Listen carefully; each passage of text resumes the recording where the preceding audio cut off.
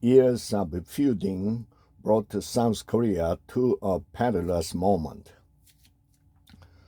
Yoon Suk-yeol won South Korea's highest office in 2022 by a threadbare margin, the closest since his country abandoned military rule in the 1980s and began holding free presidential election.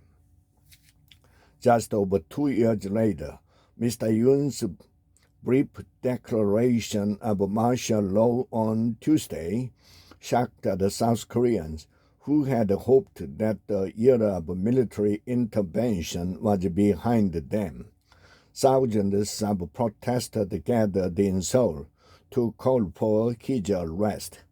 Their country, regarded as a model of cultural soft power and an Asian democratic stalwart, had taken a sharp turn in another direction.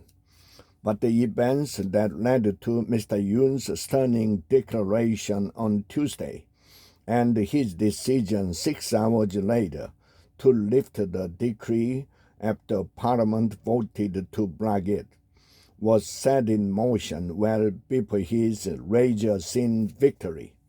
They were a dramatic illustration of South Korea's bitterly polarized politics and the deep societal discontent beneath the surface of its growing influence.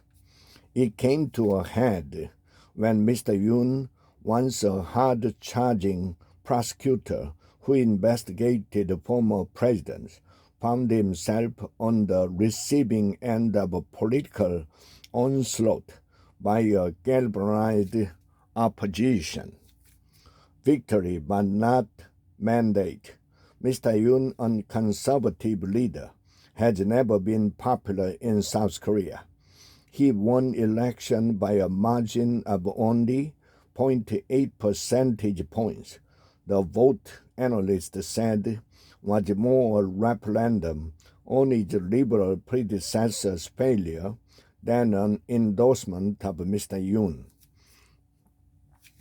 The bitterness of the campaign was reflected in a statement by Mr. Yoon's main opponent, Lee Jae-myung, who would go on to lead the opposition to the Yoon government in Parliament.